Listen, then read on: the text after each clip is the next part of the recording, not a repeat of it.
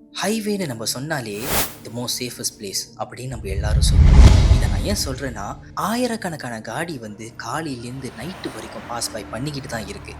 ஆனால் நைட் டைமில், அதுவும் குறிப்பாக மிட் நைட் டைமில் மட்டும் பார்த்தீங்கன்னா, இப்படிப்பட்ட ஒரு ஹைவே தி மோஸ்ட் மிஸ்டீரியஸ் பிளேஸாக ஆகுதுன்னு சொன்னால் நம்புவீங்களா?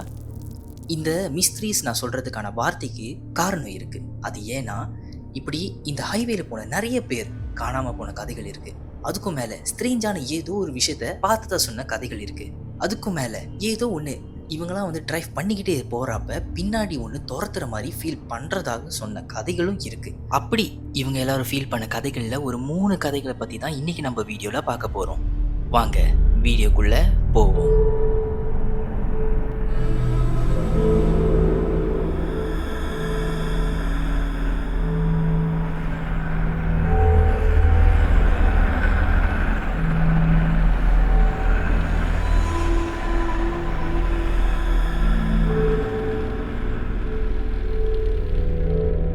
முதலாவதாக நான் சொல்ல போகிற கதை பார்த்தீங்கன்னா, ஹைவேல நின்றுக்கிட்டு இருந்த ஒரு பொண்ணோட கதை. இந்த கதையில் ஒரு ஹீரோ இருக்கான். அந்த ஹீரோக்கு நம்ம ஒரு பேர் வச்சிருமே. அந்த ஹீரோ பேர் ராஜு. இந்த ராஜுவுக்கு பார்த்தீங்கன்னா, அன்னைக்குன்னு பார்த்தா அவனுக்கு பிரேக்கப் பண்ண காரணத்தினால வீட்டிலே இருந்தால் பைத்தியம் பிடிச்சிரும், இல்லை அந்த பொண்ணோட மெமரிஸ் வந்துடும் அப்படின்னு சொல்லிட்டு, சரி நம்ம வந்து ஒரு லாங் டிரைவ் போகலாம் அப்படின்னு முடிவெடுத்து ஹைவேல போனால் நல்லாயிருக்கும். ஏன்னா ஹைவே வந்து நேரான பாதைங்கிறதுனால நம்மளுக்கு பாட்டு ஃபீல் பண்ணிக்கிட்டு என்ஜாய் பண்ணிக்கிட்டு போகலாம் அப்படின்னு ஒரு முடிவெடுத்து போகிறான். அதுவும் எப்போன்னு பார்த்தீங்கன்னா, விடிய காலைல 12 மணிக்கு போனால் அவன் 2:30 மணி வரைக்கும் ஹைவேல தான் ட்ராவல் பண்ணிக்கிட்டு இருந்தான். அப்படி ஹைவேல ட்ராவல் பண்ணிக்கிட்டு இருந்தால் அவன் காடியில் இருக்கிற எண்ணெய் குறையுமா இல்லையா? குறைஞ்ச காரணத்தினால பக்கத்தில் ஏதாவது கேஸ் ஸ்டேஷன் இருக்குதான்னு பார்க்குறதுக்கு ஜிபிஎஸ் எடுத்து பார்க்குறான். ஜிபிஎஸ்ல 2 கிலோமீட்டர் தூரத்தில் ஒரு கேஸ் ஸ்டேஷன் இருக்கிறதா அவன் உணர்றான். அதனால் அவனோட காடியை கேஸ் ஸ்டேஷன் பக்கமாக ட்ரைவ் பண்ணி போகிறான். இவன் போகிற அந்த டைம் பார்த்தீங்கன்னா, ஹைவேல சுற்றி ஒரு லைட் இல்லை, ஒரு ஸ்ட்ரீட் லைட் கூட இல்லை. அது மட்டும் இல்லை, அவன் பின்னாடியும் சரி முன்னுக்கும் சரி எந்த ஒரு காரும் வரல.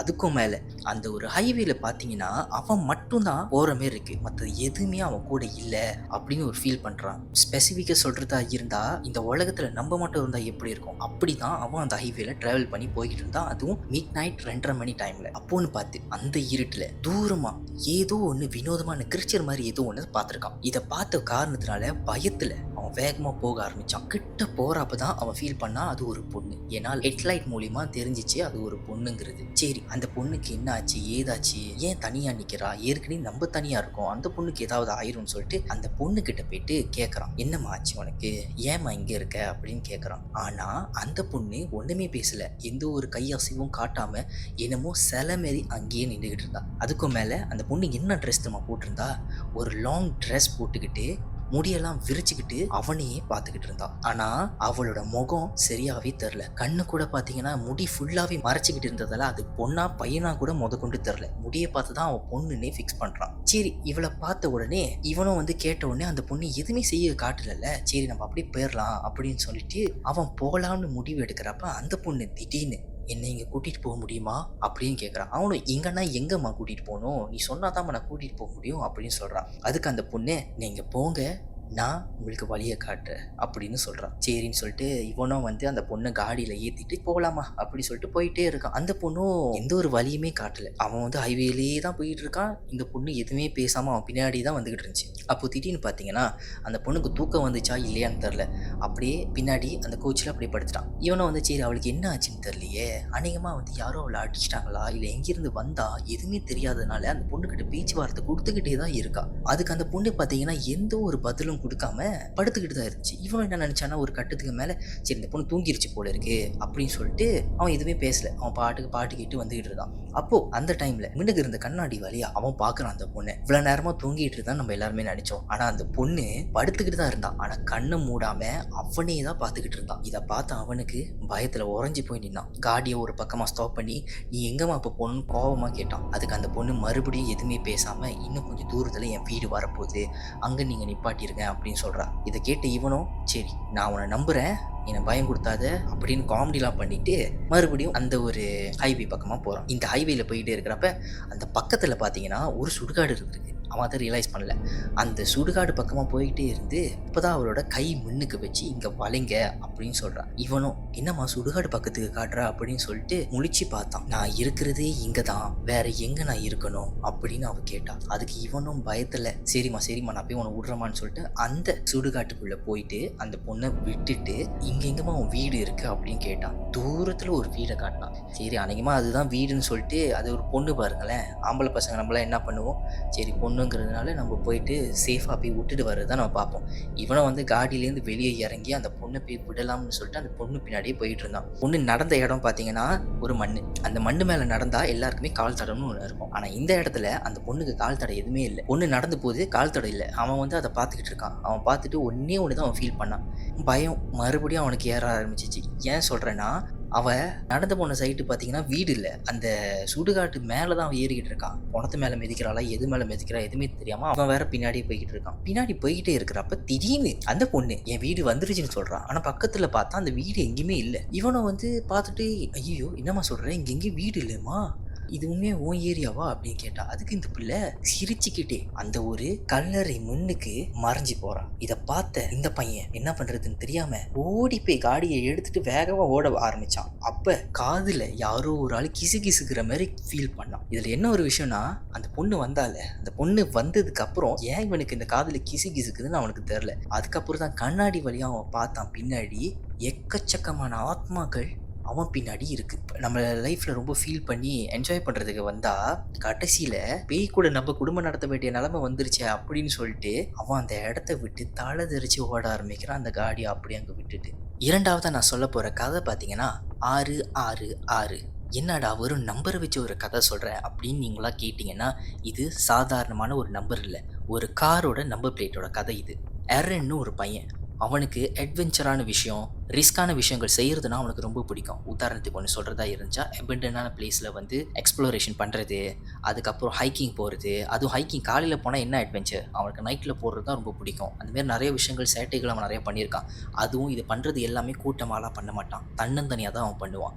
இதனாலே பார்த்தீங்கன்னா அவன் ஒவ்வொரு நைட்டும் வேலை முடிஞ்ச உடனே எங்காவது ஒரு இடத்துக்கு லாங் டிரைவ் போயிடுவான். அப்புறம் ஃபோனில் ஸ்க்ரோல் பண்ணி பார்க்குறப்ப இந்த இடம் எபிடெண்டாக இருக்குன்னா அங்கே போய் எக்ஸ்ப்ளோர் பண்ணுவான். அப்படி தான் அன்றைக்கி ஒரு நாள் வேலை முடிஞ்சு ரொம்ப களைப்பில் இருந்தாலும் ஏதாவது ஒரு ரிஸ்க் எடுப்போம் அப்படின்னு சொல்லிட்டு ஒரு ஃபாரஸ்ட் ஏரியாவில் நிறைய அமானுஷமான விஷயங்கள் நடக்கிறதா வந்து நிறைய கதைகள் அவன் படித்தான். சரி இதெல்லாம் உண்மையா அப்படி தெரிஞ்சுக்கிறதுக்காக, ஏன்னா அவன் நிறைய விஷயங்கள் பார்த்துருக்கான், எந்த ஒரு அமானுஷ விஷயமும் அவனுக்கு நடந்ததில்லை. அதனால அவன் அந்த ரிஸ்க் எடுக்கலான்னு முடிவு பண்ணி காரை எடுத்துட்டு ஒரு லாங் டிரைவ் அந்த ஒரு ஃபாரஸ்ட் ஏரியாவோட ஹைவேல போகிறான். அவன் போயிட்டு இருக்கிற அந்த டைம் பார்த்தீங்கன்னா விடிய காலைல 2 மணிக்கு. முத்தி பார்த்தீங்கன்னா எந்த ஒரு காரும் இல்லை ஸ்ட்ரீட் லைட் பார்த்தீங்கன்னா அங்கே வெளிச்சமாகவும் இல்லை. அது ஃபாரஸ்ட் ஏரியாங்கிறதுனால அந்த லைட் எல்லாமே ரொம்ப டிம்மாக எரிஞ்சுக்கிட்டு இருந்துச்சு. எந்த காரணம் ஏன் எதுவுமே யாருக்குமே தெரில. அப்போன்னு பார்த்து ஒரு சின்னதாக ஹார்ன் அடிக்கிற சவுண்ட் அவன் பின்னாடி கேட்டுச்சு. அது எப்படிரா, பின்னாடி யாருமே இல்லை, எப்படி ஹார்ன் அடிக்கிற சவுண்டு கேட்குது அப்படின்னு அவனுக்கே ஒரு குழப்பமாக இருந்துச்சு. கண்ணாடி வழியாக பார்த்தா யாருமே இல்லை. கொஞ்ச நேரம் கழிச்சு இதெல்லாம் வந்து அவனோட ஹெலுசினேஷனாக இருக்கும் அப்படிங்கிறதுனால பாட்டை வேகமாக சவுண்டெல்லாம் வச்சுக்கிட்டு அவன் பாட்டுக்கு டிரைவ் பண்ணி போயிட்டு இருந்தான். அப்போது சைட் மிரர் வழியாக பின்னாடி ஒரு ஹெட்லைட் இருந்திருக்கு. அந்த ஹெட்லைட்டில் ஒரு காடி அவன் பின்னாடி முட்டிக்கிட்டு வர மாதிரி அவன் ஃபீல் பண்ணான். என்னடா இது, யாரா இவ்வளோ தூரம் நம்மளுக்கு வரான், சரி இவன் இவ்வளோ வேகமாக வருதுனால நம்ம இன்னொரு லேனுக்கு போயிடலான்னு சொல்லிட்டு அவன் காடியே இன்னொரு லேன் பக்கமாக போகிறான். அவன் போனான். ஆனால் பின்னாடி இருந்த அந்த காடியை பார்த்தீங்கன்னா இவனை அப்படி ஃபாலோ பண்ணிட்டு அடுத்த லைனுக்கு தான் வந்துச்சு. இவனு என்னடா இது ஒன்றும் புரியலையே, ஏன் இந்த காடி நம்மளே ஃபாலோ பண்ணிட்டு வருதுன்னு குழப்பமாகவே இருந்தான். சரி இது சரிப்பட்டு வராது அப்படின்னு சொல்லிட்டு மறுபடியும் இன்னொரு லைனுக்கு மாறுறான். மறுபடியும் அந்த காரும் பின்னாடி தான் வருது. சரி இது என்ன உண்மையாவே காரான்னு சொல்லிட்டு பின்னாடி திரும்பி பார்த்தா சைட் மிரர்ல அந்த கார் தெரிஞ்சிச்சு. ஆனால் பின்னாடி திரும்பி பார்த்தா அந்த கார் தெரியல. இவனுக்கு இன்னும் பயமானது அதிகரிச்சிருச்சு. இவ்வளோ நாளாக இந்த மாரி விஷயங்கள்லாம் அவனுக்கு நடந்ததில்லை, இதான் ஃபர்ஸ்ட் டைம் அவனுக்கு நடக்கிறது. அதனால மறுபடியும் அவன் என்ன பண்ணுறான், வேற ஒரு லேனுக்கு ஷிஃப்ட் ஆகுறான். மறுபடியும் அந்த கார் வருது. இதுவே பார்த்தீங்கன்னா ஒரு மணி நேரம் அவன் பண்ணிக்கிட்டு இருந்தான். அந்த கார் அவனை விட்டு வேற எங்கேயுமே போல. கொஞ்ச நேரம் கழிச்சு என்ன அவன் முடிவு பண்ணுறான்னா, டபுள் சிக்னல் போட்டுருவோம், டபுள் சிக்னல் போட்டால் அவன் வந்து இன்னொரு இடத்துக்கு போயிடுவான்னு சும்மா ஒரு கணிப்பில் வந்து அவன் அந்த டபுள் சிக்னல் போடுறான். அந்த டபுள் சிக்னல்ங்கிறதுக்கான அர்த்தம் என்னன்னு பார்த்தீங்கன்னா ஒரு தேங்க்யூ, ஒரு சின்னதாக ஒரு தேங்க்யூ சொல்கிறது தான் மீனிங். அப்போ இவன் அந்த டபுள் சிக்னல் போட்ட உடனே அந்த காரு பின்னாடி இருந்த அந்த காரு கிராஸ் பண்ணி அவன் முன்னுக்கு போக ட்ரை பண்ணுது. இவன் அந்த டைம்ல என்ன முடிவு பண்றான்னா, யாருடா இது, எதுக்காக நம்ம பின்னாடி ஃபாலோ பண்றா, அப்படி யார் தான் இந்த காடியை ஓட்டிட்டு வந்துகிட்டு இருப்பா அப்படின்னு சொல்லிட்டு சைட் மிரர் வழியாவோ பின்னாடி கண்ணாடி வழியாவோ அந்த காடி அப்படியே முறைச்சு பார்த்துக்கிட்டு இருந்தான். பார்த்தா அந்த காடிக்குள்ள வேற யாருமே இல்லை. இதுக்கு நல்லா கேட்டுங்க, அந்த காடியோட நம்பர் பிளேட் அவன் நோட் பண்ணாப்ப அந்த காடியோட கலர் மஞ்சள், நம்பர் பிளேட் 666. இதை அப்படியே அவன் நோட் பண்ணியிருந்தான். மின்னுக்கு பார்க்குறப்ப அந்த காடியில் யாருமே இல்லை. நல்லா கேட்டுங்க, யாருமே இல்லை. இதை பார்த்து அவனுக்கு எப்படி இருக்கும் அந்த செகண்ட் யோசிச்சு பாருங்களேன். இப்போ மறுபடியும் அவன் என்ன பண்ணுறான், அந்த கார் முன்னுக்கு போகுது பார்த்தீங்களா, அந்த முன்னுக்கு போகிற டைமில் ஒரு ஃபோட்டோ எடுக்கலான்னு அவனோட ஃபோனை எடுத்து ஃபோட்டோ எடுக்கிறதுக்கு போனால் அந்த காடி கொஞ்ச நேரத்துலேயே மறைஞ்சு போச்சு. அவன் மறைஞ்சு போனது பார்த்த உடனே என்ன பண்ணுறது ஏது பண்ணுறது எதுவுமே தெரியலன்னா அந்த இடத்துல அவன் தன்னந்தனியாக இருக்கான். இதனால மறுபடியும் அவனோட காரை வேகமா இந்த இடத்த விட்டு எப்படியாவது வெளியே போகணும்னு சொல்லிட்டு அவ்வளவு வேகமா அந்த இடத்த விட்டு அவன் போற ட்ரை பண்ணிட்டான். அப்போன்னு பார்த்து ஒரு பக்கத்துல இன்னொரு கார் அவனுக்கு தெரிஞ்சிருக்கு. அதுவும் அந்த கார் பாத்தீங்கன்னா அபண்டனான ஒரு இடத்துல. சரி இது என்னடா காருன்னு சொல்லிட்டு முன்னுக்கு போய் பார்த்தா அந்த கார் ஆல்ரெடி ஆக்சிடென்ட் ஆகி அந்த இடத்துல அபண்டனா யாரோ போட்டாங்க. அந்த காடியோட நம்பர் பிளேட் 666, அதே மஞ்சள் கலர். அந்த காடி ஃபுல்லாவே தூசியமா இருந்திருக்கு. இதை பார்த்த அந்த மனுஷன் தெரிஞ்சிருக்கு நம்ம பார்த்தது சாதாரண விஷயம் இல்ல, இது ஒரு அமானுஷமான ஆத்மாவோட பிரதிபலிப்பு அப்படின்னு. அன்னையிலேருந்து இன்ன வரைக்கும் அவன் எந்த ஒரு விஷயம் செஞ்சாலும் காலையில தான் செய்வான். ஈவன் நைட் டைம்ல வெளியே தூரமா டிராவல் பண்றதா இருந்தா கூட இன்னும் வரைக்கும் விடிய காலில் காடியை எடுக்கிறதுக்கு 1க்கு 100 வாட்டி யோசிப்பான். அடுத்ததா கடைசியா நான் சொல்ல போற கதை பார்த்தீங்கன்னா தி யூட்டன். ஒரு அழகான கப்பல். அவங்க வந்து கல்யாணமாகி கொஞ்ச நாள் தான் ஆகுனதுனால எங்காவது வெளியே போகலாம் அப்படின்னு முடிவெடுக்கிறாங்க. ஹஸ்பண்ட் வந்து ஒய்ஃப் கிட்ட கேட்குறப்ப ஒய்ஃப் சொல்கிறாங்க எனக்கு வந்து லாங் ட்ரைவ் போகணுன்னு ரொம்ப நாள் ஆசை, வாங்க போகலாம் அப்படின்னு ஒரு முடிவு எடுக்கிறாங்க.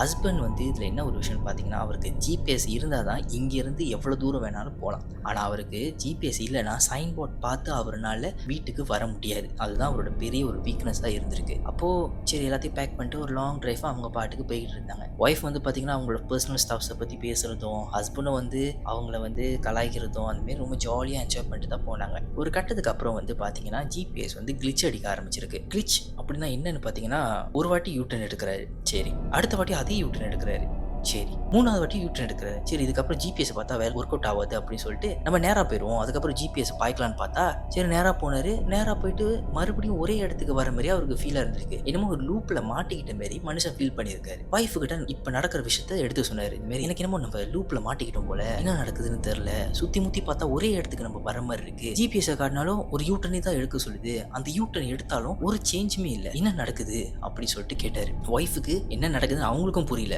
ஒரு கட்டத்துக்கு அப்புறம் சரி நம்ம என்ன பண்ணுவோம், இங்க எங்காவது வந்து உங்க காடியை நிப்பாட்டி யாராவது வராங்களா பார்ப்போம், அதுக்கப்புறம் அவங்க கிட்ட கேட்போம் அப்படின்னு முடிவெடுத்து அவங்க அந்த ஒரு ரோட் சைட்ல அவங்க வந்து காடியை நிப்பாட்டுறாங்க. அப்போன்னு பார்த்து ஒரு ட்ரக்கு அவங்க நெருங்கி வருது. அந்த ட்ரக்கு கிட்ட லிஃப்ட் கேட்குற மாதிரி அவங்க கையை நீட்டிக்கிட்டு கேட்குறப்ப அந்த ட்ரக்கு வந்து அவங்க 2 பேருமே நோட்டீஸ் பண்ணாம அது பாட்டுக்கு நேராக போய்கிட்டு இருக்கு. சரி இது ஒன்றும் இல்லை அப்படின்னு சொல்லிட்டு அவங்க காடி எடுத்துட்டு மறுபடியும் வேற படி இல்லை நம்ம அந்த ஜிபிஎஸ்ஸை ஃபாலோ பண்ணுவோம்னு சொல்லிட்டு அவங்க மறுபடியும் காடி எடுக்கலாம்னு போறப்ப ஒரு பொண்ணு, ஒரு சின்ன பிள்ளை, ஒரு 5-6 வயசு இருக்கும்னு நினைக்கிறேன் அந்த பிள்ளைக்கு. அந்த பிள்ளை வந்துட்டு எங்கே நீங்கள் போகணும் அப்படின்னு கேட்குது. நாங்கள் இங்கே மாட்டிக்கிட்டோம், ஜிபிஎஸ் வேலை செய்யலை, என்னாச்சு ஏதாச்சும் ஒன்றும் புரியல எங்களுக்கு, எப்படி இந்த இடத்த விட்டு போகணுன்னு ஒரு வழியை சொல்கிறீங்களா அப்படின்னு கேட்டுக்கிறாங்க. இந்த பிள்ளையை பார்த்துட்டு நீங்கள் ஜிபிஎஸ் பாய்க்காதீங்க, நீங்கள் என்ன பண்ணுங்கள் அந்த சைன் போர்டை பார்த்து போங்க அப்படின்னு சொல்கிறான். சைன் போர்ட்டும் இங்கே ஒன்றும் தெரியலையே, எப்படி போகிறதுன்னு ஒரு வழி தெரில எனக்கு, ப்ளீஸ் எனக்கு ஹெல்ப் பண்ணுங்க அப்படின்னு கேட்குறாங்க. இந்த சின்ன பொண்ணு என்ன சொல்கிறான்னா சரி நான் உங்க கூட வரேன், நான் அவங்க கூட வந்தேன்னா நீங்கள் போக வேண்டிய இடத்துக்கு நீங்கள் போயிடலாம் அப்படின்னு சொல்லியிருக்கா. இவங்களும் வந்து அந்த பொண்ணு கூட்டிட்டு போகிறாங்க. இவர் என்ன பண்ணுறாருன்னா அந்த பொண்ணை நம்ம ஜிபிஎஸ்ஸை பார்க்குறாரு. ஜிபிஎஸ்ஸில் மறுபடியும் யூட்டன் தான் காட்டுது. ஆனால் இந்த வாட்டி அந்த யூட்டன் இடத்துல அவங்க பார்த்த ட்ரக்கு வந்து பார்த்தீங்கன்னா ஆக்சிடென்ட் ஆயிருக்கு. இவங்க எல்லாருமே வந்து அந்த ஆக்சிடென்ட் ஆன அந்த ட்ரக்குக்கு போயிட்டு சரி ஹெல்ப் பண்ணலாம் அப்படின்னு சொல்லிட்டு காடியை நிப்பாட்டலாமேன்னு போனால் இந்த பொண்ணு சொல்கிறான் தயவு செய்து அதை இக்னோர் பண்ணிட்டு நேராக போங்க அப்படின்னு. இவங்களும் என்னடா இந்த பொண்ணு இப்படி சொல்கிறாள், இங்கே எதுவும் நடக்குதா அப்படின்னு சொல்லிட்டு ஒரு குழப்பமாகவே இருந்துச்சு. முதல் கட்டத்திலே அவங்களுக்கு அந்த பொண்ணு மேலே சந்தேகம் வந்துருச்சு. ஆனால் சின்ன பொண்ணு என்ன பண்ணிட போறா அப்படிங்கிறதுக்காக அவங்க அந்த பொண்ணு சொல்கிற மாரி எல்லாத்தையும் இக்னோர் பண்ணிட்டு நேராக போகிறாங்க. அப்போன்னு பார்த்து முன்னுக்கு போயிட்டோன்னே வேற ஒரு இடத்துக்கு அவங்க வந்துட்டாங்க. என்னடா இது இப்போ நேரம் யூட்டன் காட்டுனுச்சு, இப்போ என்னன்னா நேராக ஸ்ட்ரெயிட்டான ஒரு ஹைவே காட்டுது அப்படின்னு சொல்லிட்டு இவங்களுக்கு மறுபடியும் ஒரு குழப்பம் வந்துச்சு. இந்த பொண்ணும் பார்த்தீங்களா ஒரு சைன் போட்டு, இந்த சைன் போட்டை பார்த்து நீங்கள் இப்போ வீட்டுக்கு போயிருங்க, இதுக்கப்புறம் நீங்கள் ஜிபிஎஸ் பாய்க்காதீங்க, ஜிபிஎஸ் பார்த்தீங்கன்னா மறுபடியும் என்னை எங்கேருந்து ஏற்றுனீங்களோ அதே இடத்துக்கு உங்களை விட்டுறோம், அதுக்கப்புறம் உங்களை காப்பாற்றுறதுக்கு யாரும் இருக்க மாட்டாங்க அப்படின்னு சொல்லியிருக்கா. இவங்களும் வந்து என்னம்மா சொல்கிற, சரி நீ எப்படிம்மா போவ, நீ இங்கே எங்கேம்மா இருக்க, உன்னை நாங்கள் வேணுமா வீட்டில் போய் விட்டுறோம் அப்படின்னு அவங்க சொன்னதுக்கு அந்த பொண்ணு இதுதான் என் வீடு அப்படின்னு சொல்கிறா. இதை கேட்டோன்னே ஹஸ்பண்ட் அண்ட் ஒய்ஃப் 2 பேருமே ஒரு மாதிரி தகச்சு போய் நின்னாங்க. என்னம்மா சொல்கிறேன், இங்கே என்னம்மா இருக்குது, ஃபுல்லாகவே ஃபாரஸ்ட் ஏரியாவாக இருக்குது, இங்கே என்னம்மா உன் வீடு இருக்குது அப்படின்னு கேட்டதுக்கு அந்த பொண்ணு சிரிச்சுக்கிட்டே அந்த ஃபாரஸ்ட் ஏரியாக்குள்ளே போய் மறைஞ்சு போயிடுறா. இதை பார்த்த இந்த ஹஸ்பண்ட் அண்ட் ஒய்ஃப்க்கு நினச்சி பாருங்க என்ன ஆயிருக்கும்னு. இவங்க தகச்சு போய் அந்த இடத்துல உறைஞ்சி போய் ஆக்சுவலி நின்னாங்க. வேற வழி இல்லை, வேகமாக ஓடுவோன்னு சொல்லிட்டு ஜிபிஎஸை பார்க்காம சைன் போர்டை பார்த்து தப்பான வழிக்கு வந்தாலும் பரவாயில்ல, தூர பாதையாக இருந்தாலும் பரவாயில்ல, நம்ம எப்படியாவது நம்ம வீட்டுக்கு போயிடலான்னு சொல்லிட்டு எங்கெங்கேயோ குட்டி மோதி கடைசியாக வீட்டுக்கு வந்துட்டாங்க. அன்னையிலேருந்து இன்னும் வரைக்கும் இந்த கப்புள்ஸ் வந்து ஒரு விஷயத்த முடிவு பண்ணிட்டாங்க. என்ன நடந்தாலும் சரி ஜிபிஎஸ் மட்டும் பார்க்கக்கூடாது. ஜிபிஎஸ்ஸை பார்க்காம நம்ம சைன் போர்ட் பார்த்தே நம்ம வீட்டுக்கோ வரணும், வேறு எங்கே போகணும்னு முடிவு பண்ணுறோமோ ஒரு நாள் முன்னுக்கே அந்த ஏரியாவை ஃபுல்லாக நம்ம சுற்றி வந்துடணும் அப்படின்னு முடிவு பண்ணி இன்னும் வரைக்கும் அவங்க ஜிபிஎஸ்ஸை பார்க்க மாட்டாங்க. நான் சொல்கிற இந்த கதைகள் எல்லாமே உங்களுக்கும் சம்டைம்ஸ் நடந்திருக்கும். அப்படி உங்களுக்கு ஏதாவது நடந்துருந்துச்சுன்னா கமெண்டில் பதிவு பண்ணுங்கள். அதை கேட்டு நானும் தெரிஞ்சுக்கிறேன். அடுத்த வீடியோவில் உங்கள் எல்லோரும் சந்திக்கிற வரைக்கும் டாடா பாபாய் ஃப்ரம் டிகேட் விஷன்.